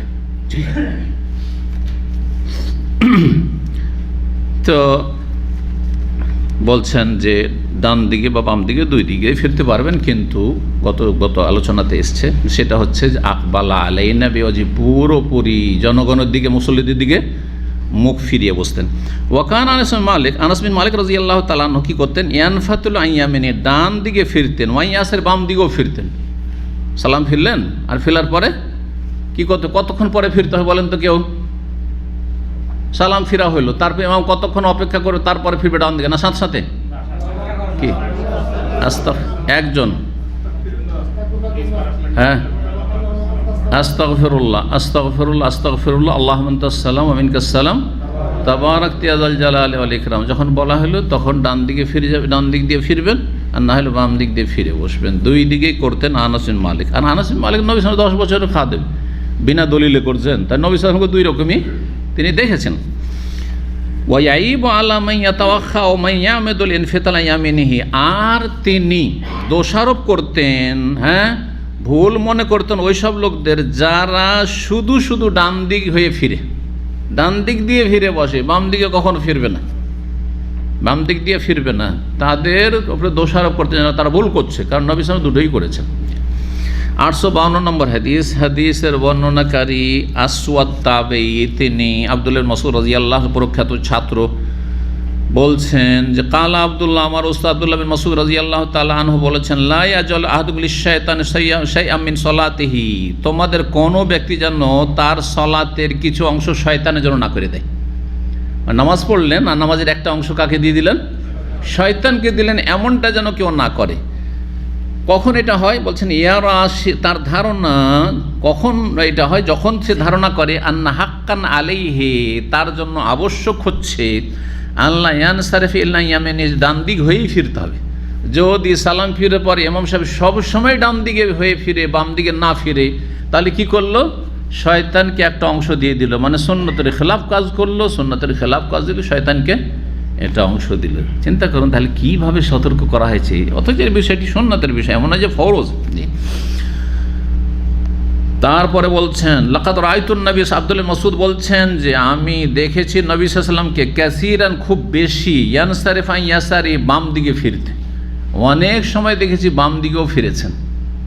একবার দুইবার নয়, যেমন অনেক সময় ডান দিকে ফিরতে দেখেছি তেমনি অনেক সময় বাম দিকে ফিরতে দেখেছি। 160 নম্বর অধ্যায় বলছেন বাবু মাজা ফিসুম মিন নাই এই ওয়াল বাসালি ওয়াল কুররাসি। বাস এই অধ্যায় হচ্ছে কাঁচা রসুন সম্পর্কে আর পেঁয়াজ, কাঁচা পেঁয়াজ সম্পর্কে, ওয়াল কুররাস আর গন্ধযুক্ত একটি কুররাস নামক আরব দেশের সবজি সম্পর্কে। এই সবজি আর অর্থ আমার বাংলায় জানার নেই, কিন্তু তারা যার ব্যাখ্যা বলেছেন যে এক ধরনের এমন সবজি যেটাতে গন্ধ আছে। বেশ কিছু সবজি আছে যেগুলোতে কি আছে, গন্ধ আছে। যেমন আমাদের দেশে মূলাতে একটা গন্ধ আছে, আছে না? জি হ্যাঁ। মেথিতে একটা গন্ধ আছে। মেথি কাঁচাতে অত গন্ধ বোঝা যায় না, কিন্তু মেথির শাক 3 দিন খান আর তারপর বগল সিংহে দেবে। কোথা থেকে এটা আপনাদেরকে দিলাম জানেন? প্রায় 2000 সাল না 2005-06 ব্যাপার। সেই সময় আমার মেয়েগুলোকে ক্লাস 1-এ ভর্তি করেছে, হ্যাঁ ছোট্ট। তারপরে তার টিচার এত মানে জানেন যে আরবরা খুব বেশি সেন্ট পছন্দ করে, আর তার একটু গন্ধ তাদের কাছে খুব কঠিন। তো তখন বাসায় মেথির শাক আমি পছন্দ করতাম, মেথির শাক নিতাম। তো বাচ্চারাও খেত, ওরাও জানে না যেতে গন্ধ হয়, আর আমিও জানতাম না যেতে গন্ধ হয়। আমার প্রথম জানা 2005-06 সালে যে মেথির শাকে গন্ধ হয়। খেয়াল করতাম না, গন্ধ হচ্ছে না, হয়তো ঘাম হয়েছে ওই জন্য গন্ধ হচ্ছে, সাবান দিয়ে বুঝতে পারলাম না। কিন্তু মেথির কারণে গন্ধ শরীরে বেড়ে যায়, এই নলেজটা 2005-06 সালের আপনাদের কাজকে দিলাম। এর আগে কারা জানেন যে মেথির শাকে গন্ধ হয়? দেখেন আপনাদের জানা নেই। এই জন্য বললাম যে 3 দিন, এক দিন খেলে অত বুঝতে পারবেন না হয়তো, হ্যাঁ 3 দিন খান, তার 1-2 দিন পরে দেখেন যে আপনার শরীর থেকে আর বগল থেকে কী গন্ধ হয়। আপনি যদি না পান, কারণ গন্ধর জায়গায় থাকলে গন্ধ পাওয়া যায় না, এটা বুঝেন না।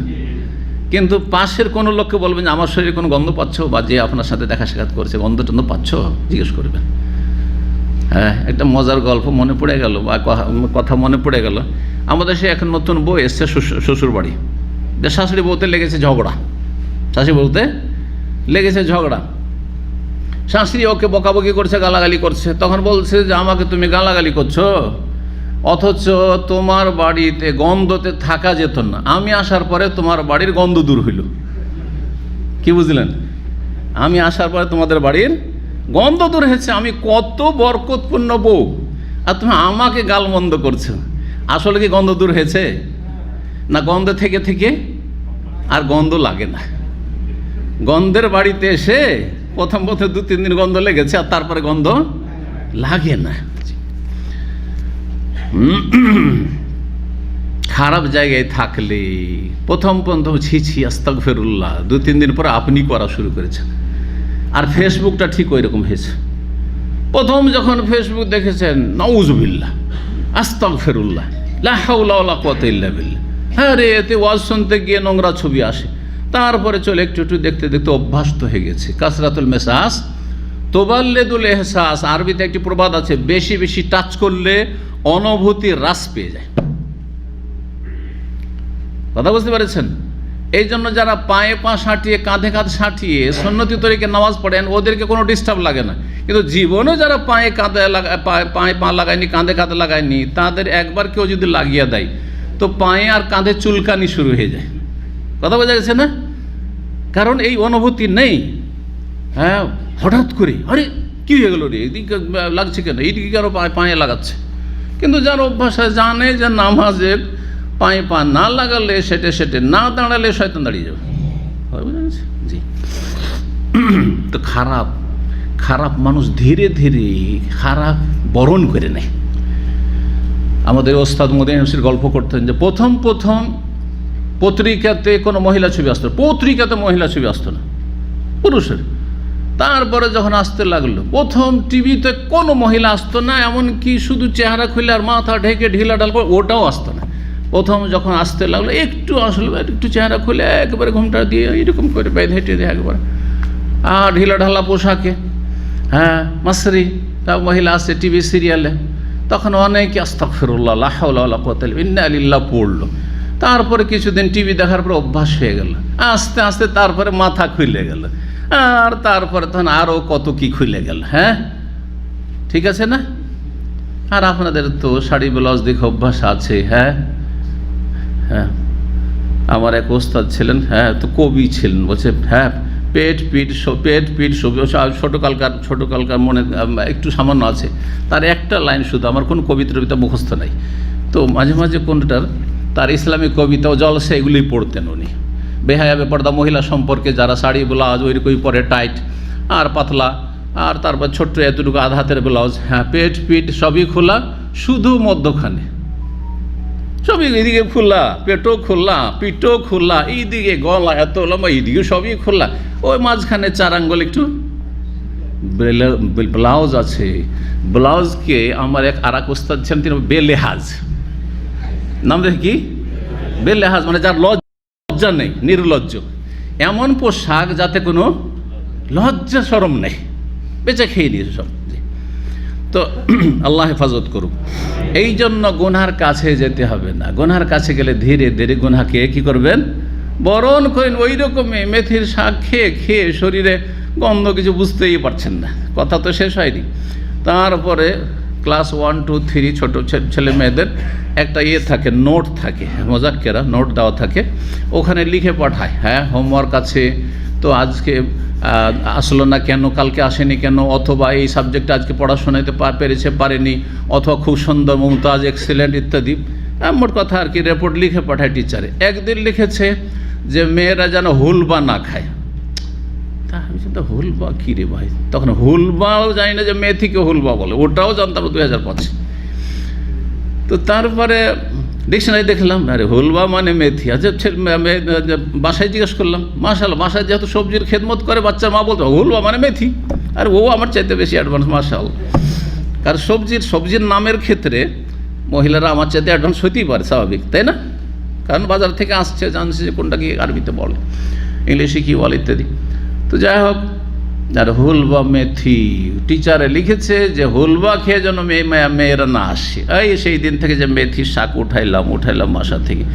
তারপরে 5-6 মাসে কখনো খাই, কিন্তু বাচ্চারা তার ধারে কাছেও যায় না, একটু খেয়ে দেখবে না, কথা বুঝতে পারছেন?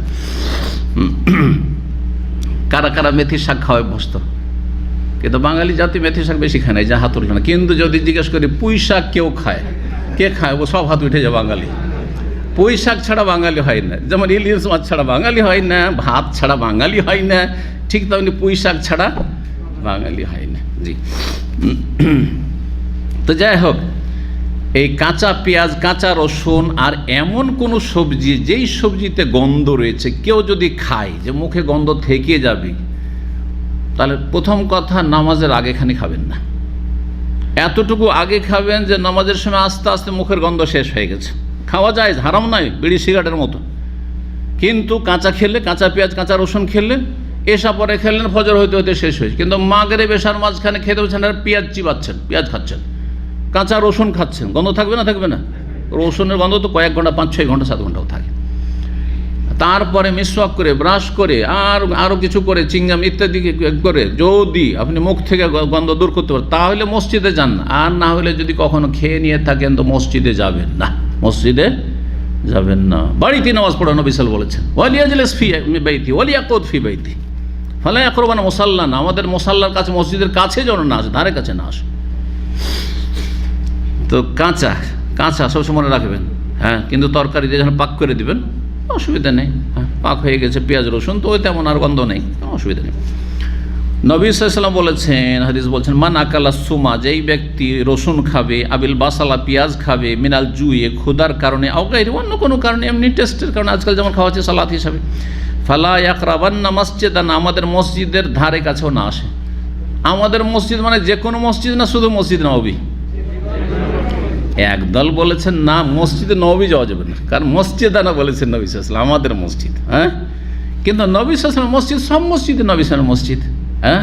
এই জন্য এই অর্থটি, দ্বিতীয় অর্থটি বেশি সহি, যে কোনো মসজিদে যেতে পারবে না। আর মসজিদের এহতেরামের জন্য, কারণ মসজিদে রহমতের ফেরেশতারা অবস্থান করছেন, আর সেখানে ফেরেশতাকে আপনি কষ্ট দিবেন যদি পেঁয়াজ রসুনের গন্ধ নিয়ে আপনি কাঁচা পেঁয়াজ রসুন খেয়ে মসজিদে যেতে নিষেধ থাকে, তাহলে তার চাইতে কত নোংরা জঘন্য গন্ধ হচ্ছে জর্দার, তামাকের আর বিড়ির, সিগারেটের। চিন্তা করুন তো ঠিক। এক মেসরি ছিল এখানে, দাম্মাম, জানতাম।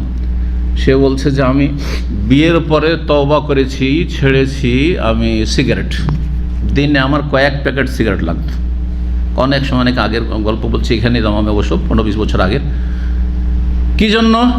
বলছে বিয়ে করলাম নতুন, আমার স্ত্রী খুব ভালোবাসি, কিন্তু আমার স্ত্রী এত সেন্সিটিভ যে সিগারেট খেয়ে ওর কাছে বসতে পারি না। যখনই ওর কাছে মুখটা নিয়ে যায় তখনই বমি করতে শুরু করে। আর মহাবিপদ। এই স্ত্রীকে আমি ছাড়তেও পারছি না, তো হয় স্ত্রী ছাড়তে হবে আর না হলে সিগারেট ছাড়তে হবে। এটা মহিলাদেরকে বলছি, যে সব স্বামী তোমাদের, যেই সব পুরুষদের এইরকম বদ অভ্যাস হারাম খাওয়া আছে, এই অস্ত্রটা ব্যবহার করতে পারেন। দিবেন বিচারে বমি করে, পালাতে দিশা পাবে না, তওবা করতে দিশা পাবেন। আল্লাহর ভয়ে না করবে, হারাম বলে না করবে, স্ত্রী রক্ষার জন্য করবে তওবা। কথা বোঝা গেছে? দেখেন অনেকে আছে বিড়ি সিগারেট থেকে তওবা করতে চায় না, কিন্তু ডাক্তার কাছে গেছে, হার্টের প্রবলেম হয়ে গেছে, আর তারপর ডাক্তার বলছে আপনি হার্টের রোগী, কি স্মোকিং করেন? বলছে হ্যাঁ করি। তাহলে কোনো চিকিৎসা নেই, যান ভাগেন। তো সাথে সাথে তওবা করছে। কিসের জন্য? আল্লাহ সন্তুষ্টির জন্য নয়, কিন্তু জাহান্নাম থেকে বাঁচার জন্য নয়, কিন্তু শরীর রক্ষার জন্য তওবা করছে। একটা ওসিলা হইল, যদিও সে ওই নেকিটা পাবে না যেই নেকি আল্লাহর অর্থে, আল্লাহর ভয়ে যে তওবা করলো তার মতো, কিন্তু তওবা তো করলো কমপক্ষে হারাম থেকে, ফিরে তো আসলো। ধীরে ধীরে হয়তো তার নিয়তে সততা আসবে, ইখলাস আসবে। আল্লাহ তৌফিক দান করুন এইসব হারাম খাওয়া লোকদেরকে। তো যাই হোক, তাহলে বিড়ি সিগারেট পান করে অনেকেই এত বেয়াদবের বেয়াদব আছে যে উজু করে আছে আর তার বিড়ি সিগারেট পান করে মসজিদে ঢুকে যাচ্ছে।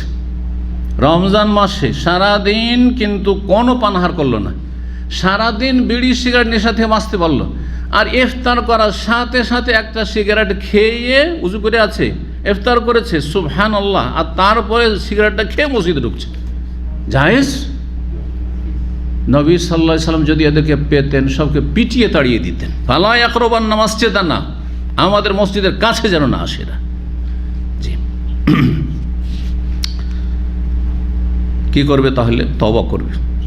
আর যতক্ষণ পর্যন্ত সে বদ অভ্যাস এই হারাম ছাড়তে পারেনি ততক্ষণ পর্যন্ত এমন সময় পান করবে না, হারামই খাচ্ছ, তারপরে তোমার নামাজটা যেন ভালো হয়। নামাজের যদি আল্লাহর ভয় থাকে তাহলে তুমি এমন সময় পান করবে না এইসব হারাম বিড়ি সিগারেট, যাতে মুখে দুর্গন্ধ রয়েছে, অথবা জর্দা দেওয়া পান খেয়ে নিলে, হারাম খেয়ে নিলে, আর তারপরে মসজিদে গিয়ে হুজুর সাহেব জর্দা দেওয়া পান খেয়ে তারপরে কুলি করে মসজিদে ঢুকে গেল আর মুখের জর্দার গন্ধ আসছে। ইবনে ওমর রাদিয়াল্লাহু তাআলা আনহু হতে বর্ণিত 853 নম্বর হাদিস বলছেন, আন্না নবী সাল্লাল্লাহু আলাইহি ওয়াসাল্লাম, নবী সাল্লাল্লাহু আলাইহি বলেছেন ফি গাজওয়াতে খাইবার, খাইবারের যুদ্ধে নবী সাল্লাল্লাহু আলাইহি ওয়াসাল্লাম বলেছিলেন, মান আকালা মিন হাযিহি শাজারাতি, কেউ যদি এই গাছ হতে খায়, ইয়ানি সুম, রসুন, আর অধ্যায় রয়েছে নাই মানে কাঁচা। ইমাম বুখারী তাহলে বলতে চাইছেন শুধু রসুন না, বরং কাঁচা রসুন খেয়ে মসজিদে আসা নিষেধ। পাক করা যদি হয়, রান্না করে, তাহলে অসুবিধা নেই, সিদ্ধ করা হয়। ফালা ইয়াকরাবান্না মাসজিদানা, আমাদের মসজিদের কাছে যেন না আসে, নিকটবর্তী না হয়। নবী সাল্লাল্লাহু আলাইহি ওয়াসাল্লাম কোথায় বলেছেন? খাইবারে বলেছেন। তাহলে মসজিদে নবীর সাথে খাস করা যাবে না, কারণ নবী সাল্লাল্লাহু আলাইহি ওয়াসাল্লাম কি বলছেন? খাইবারের সময় বলেছেন। তাহলে যে কোনো মসজিদকে সামিল, কোনো মসজিদে প্রবেশ করবেন না এমন কিছু খেয়ে যাতে দুর্গন্ধ রয়েছে, মুখে দুর্গন্ধ থাকে। 854 নম্বর হাদিস বর্ণনা করেছেন জাবের বিন আব্দুল্লাহ রাদিয়াল্লাহু তাআলা আনহু বলছেন, কালান নবী সাল্লাল্লাহু আলাইহি ওয়াসাল্লাম বলেছেন, মান আকাল মিন হাযিহি শাজারাতে, কেউ যদি এই গাছ হতে খায়, ইউরিদুসাম, উদ্দেশ্য হচ্ছে সুম, রসুন, ফালা ইয়াগশানা ফি মসজিদানা, তাহলে আমাদের মসজিদে আমাদের সাথে মিলিত যেন না হয়, আমাদের সাথে উঠা বসা না করে, মসজিদে এসে আমাদের পাশে যেন না বসে। বলতো ওমা ইয়ানি বেহি, আমি বললাম যে নবী সাল্লাল্লাহু আলাইহি ওয়াসাল্লাম উদ্দেশ্য কি? কালা মা ওরাহু ইয়ানি ইল্লা নাইআহু, নবী সাল্লাল্লাহু আলাইহি ওয়াসাল্লাম উদ্দেশ্য হচ্ছে কাঁচা রসুন, কাঁচা পেঁয়াজ। বলছেন যে কাঁচা রসুন, কাঁচা পেঁয়াজ। জাবের বিন আব্দুল্লাহ বলছেন, তাহলে সাহাবীর ব্যাখ্যা যে শুধু রসুন নয়, শুধু পেঁয়াজ নয়, বরং কাঁচা সেটি হইতে হবে, তাহলে সেটা নিষেধ, বা সেটা খেয়ে মসজিদে আসা নিষেধ। এমনি খাওয়া পরে জায়েজ আছে, কিন্তু যেমনটা বললাম যে মসজিদে আসবেন না, যেই সময় মসজিদে আসতে হবে তখন খাবেন না, অথবা দাঁত মুখ পরিষ্কার করে আসবেন, গন্ধ দূর করে আসবেন।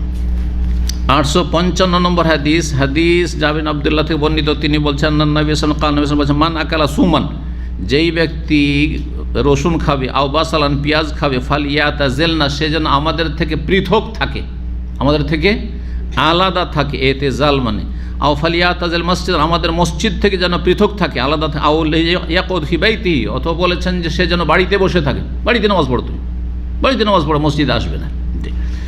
ও আন্নান নবী উতিয়া বিকিদরি, নবী সাল্লাল্লাহু আলাইহি ওয়াসাল্লামের কাছে একবার একটি পাত্র নিয়ে আসা হলো, বরং কিদর মানে হচ্ছে পাতিল, হাঁড়ি পাতিল, পাতিল নিয়ে আসা হলো। ফিহে খাদিরাতুন মিন বকুল, তাতে বিভিন্ন রকমের শাকসবজি ছিল, বিভিন্ন রকমের কয়েক রকমের, তাহলে মিক্স সবজি যেটাকে আমরা বলি, মিক্স সবজি ছিল। আর তাতে দুর্গন্ধযুক্ত এমন সবজি ছিল যেটাতে কি ছিল, দুর্গন্ধ ছিল। ফাওয়াজাদ আলাহ রিহান, তার একটি গন্ধ পেলেন নবী সাল্লাল্লাহু আলাইহি ওয়াসাল্লাম। ফাসা আলা, জিজ্ঞেস করলেন যে এতে আছে কি, ফাউখবিরা বিমা ফিহা মিনাল বকুল, বললেন যে এতে অমুক অমুক অমুক সবজি আছে। ফাকাল কাররিবুহা, তখন বললেন যে সেটাকে ওদেরকে দিয়ে দাও। নবী সাল্লাল্লাহু আলাইহি ওয়াসাল্লাম নিজে খেতে চাইলেন না, বলেন এই লোকগুলোকে, আমার সাথীদেরকে, সাহাবীদেরকে, তাদেরকে খাওয়াইয়ে দাও, আমি খাবো না। এলা বাজে আসহাবিহি, কিছু সাথী সঙ্গী সাহাবায়ে কেরামদেরকে উদ্দেশ্য করে বললেন যে এই সাহাবীদেরকে, এরা বসে আছে, ওদেরকে খেতে দিয়ে দাও। অথচ তারা নিয়ে এসেছিল নবী সাল্লাল্লাহু আলাইহি ওয়াসাল্লামের আপ্যায়নের জন্য, নবী সাল্লাল্লাহু আলাইহি ওয়াসাল্লাম খেতে দেওয়ার জন্য, যে সাহাবীরা তার সাথে বসেছিলেন। ফালাম্মা রাআহু, নবী সাল্লাল্লাহু আলাইহি ওয়াসাল্লাম যখন দেখলেন, কারিহা আকলাহা, এই সবজিটা, মিক্স সবজি খাওয়া নবী সাল্লাল্লাহু আলাইহি ওয়াসাল্লাম অপছন্দ করে, ঘৃণা করলেন। আর বললেন কুল, তুমি খাও, যে নিয়ে আসলে তা করে তুমি খাও, আর এরা খাচ্ছে খাক, কারণ আমি খাবো না। আমি আর তোমাদের পার্থক্য কি?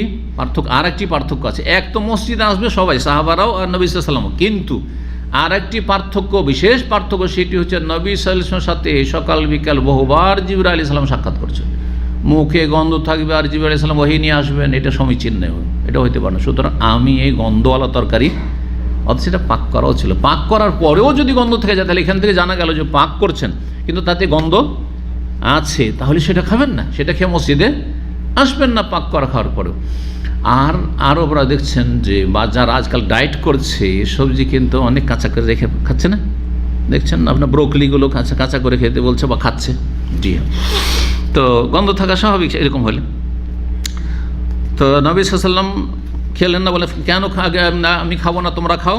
ফাইন্নি ওনাজি মাল্লা তোনাজি, কারণ আমি এমন ব্যক্তির সাথে বা এমন ফেরেশতার সাথে চুপিসারে গোপন আলাপ করি বা চুপিসারে কথা বলি, মাল্লা তোনা, যার সাথে তোমরা গোপন আলাপ করো না, তিনি হচ্ছেন জিবরাইল আলাইহিস সালাম। আর একটি হাদিস রয়েছে, আমরা ইনশাআল্লাহ তাআলা শেষ করি এর মাধ্যমে। 856 নম্বর হাদিস বলছেন, সাআলা রাজুল আনাস বিন মালিক, জনৈক ব্যক্তি আনাস বিন মালিক রাদিয়াল্লাহু আনহু জিজ্ঞেস করলেন, মা সামিতা নবী আল্লাহ ইয়াযকুরু ফি সুম, আপনি কি শুনেছেন নবী সাল্লাল্লাহু আলাইহি ওয়াসাল্লাম থেকে বা আল্লাহর নবী সাল্লাল্লাহু আলাইহি ওয়াসাল্লাম থেকে তিনি কাঁচা রসুন বা রসুন সম্পর্কে কি বলেছেন? ফাকালা, নবী সাল্লাল্লাহু আলাইহি ওয়াসাল্লাম বলেছেন, কালা নবী সাল্লাল্লাহু আলাইহি ওয়াসাল্লাম, মান আকালা মিন হাযিহি শাজারাতি, কেউ যদি এই গাছ থেকে মানে রসুন খায়, ফালা ইয়াকরাবান্না, সে যেন আমাদের কাছে না আসে। নবী সাল্লাল্লাহু আলাইহি ওয়াসাল্লাম বলছেন আমার মজলিসে আসবে না, আমার পাশে এসে বসবে না, কারণ জিবরাইল আলাইহিস সালাম আসছেন হয়তো, আর তোমরা আমার পাশে এসে বসো, আমার দূরে থেকে আমার থেকে। ওয়ালা ইউসাল্লি আন্না, মান, আমাদের সাথে যেন নামাজ না পড়ে, আমাদের সাথে যেন সালাত আদায় না করে। আর যেমনটা বললাম যে আগের হাদিস গেল, ওয়ালি ইয়াকুদ ফি বাইতিহি, বাড়িতে বসে থাকো, মসজিদে জামাতে আসবে না। তারপরে পাশের লোককে কষ্ট দেবে, বিড়ি সিগারেট খেয়ে যারা পাশে দাঁড়িয়ে যায় কি যে কষ্ট হয় না, হয় না? জি হ্যাঁ, আমি আগে দাঁড়িয়ে গেলে তো সবর করতে হয়, ধৈর্য ধরতে হয়, কারণ ওখান থেকে তো সরা যাবে না। কিন্তু যদি দেখি যে এটি সিগারেট খোর, বিড়ি খোর, আর ওর মুখে গন্ধ আছে বা আগে থেকে চেনা আছে, পরিচিত, আর সে সিগারেট খায়, তাহলে তার পাশে ইচ্ছা করে দাঁড়ায় না, কারণ আমার খুশু নষ্ট করে দেবে এই ব্যক্তি। হ্যাঁ, আমার খুশু নষ্ট করে দেবে। জি, আল্লাহ হেফাজত করুন, আল্লাহ তওবা করার তৌফিক দান করুন, আল্লাহ সংশোধনের তৌফিক দান করুন। এখানে আজকের আলোচনা শেষ হচ্ছে। ও সাল্লাল্লাহু সাল্লাম নবিয়ানা মুহাম্মদ ওয়া আলা আলিহি ওয়া সাহবিহি আজমাইন।